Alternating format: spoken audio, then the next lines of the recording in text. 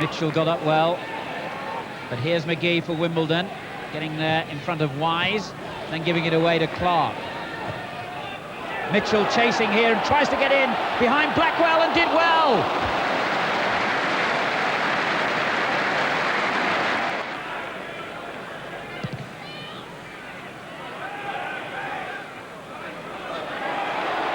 Wise, good save. Well, the break seemed to come from nothing really then for Chelsea.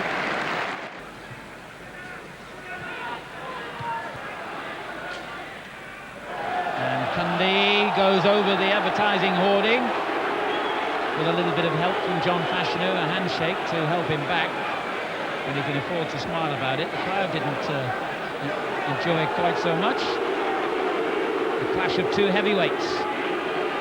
That was a neat bit of hurdling, actually.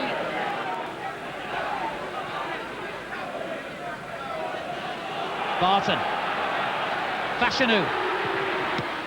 Good save. And suddenly the game is opening up. We've had two good shots, both well saved at either end of the field. Fashanu producing a fine effort and a good save by Besant.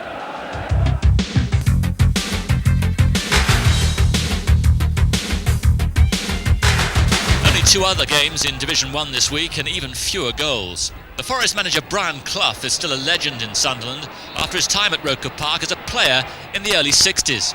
Sunderland's present-day favourite is Marco Gabbiadini, and he almost gave the Roker faithful the start they were looking for. His header off target that time. Despite their poor league position, Sunderland dominate the first half and again threatened to score after 38 minutes. Gordon Armstrong forcing a fine save from Mark Crossley. But it was only a temporary reprieve for Forest, and from the corner, Gabbiadini gives Sunderland the lead. Colin Pascoe knocks in the cross. Kevin Ball knocks it back, and there's Gabbiadini with his 9th of the season, all the more welcome since it's his first goal in 10 games. He's quick to acknowledge Ball's contribution, and a closer look shows the number 6 rising high with a marvellously controlled header to set up Gabbiadini's brave finish. Nottingham Forest have their best chance 4 minutes into the second half. Stuart Pearce, on one of his many forward runs, finds Roy Keane with space in the box, and it's Philip Starbuck on the end of a move, bringing the best out of Tony Norman. Sunderland keep up the pressure. A long pass from the influential Ball releases Gabbiadini, but an outstanding effort from the Forest keeper Crossley stops the young striker getting his second. Brian Mooney cost Sunderland £225,000 from Preston, and after a neat 1-2 with that man Gabbiadini, he almost marked his debut with a memorable goal, but one was enough for Sunderland's third successive home win.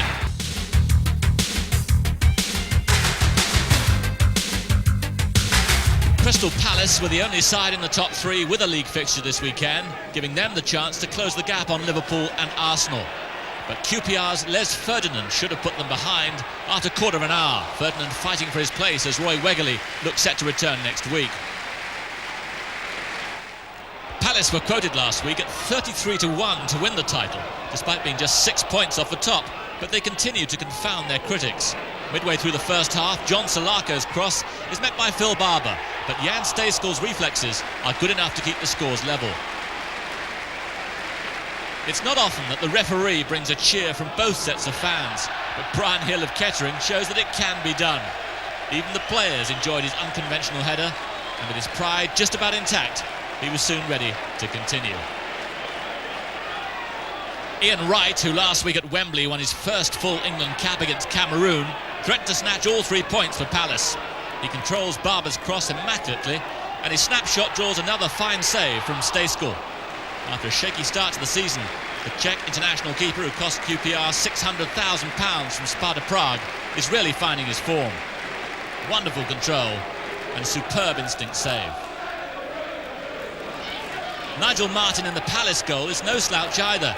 He denies Lee Sinton towards the end, but with just 1 point at home, Palace have done themselves no favours as they chase the leaders.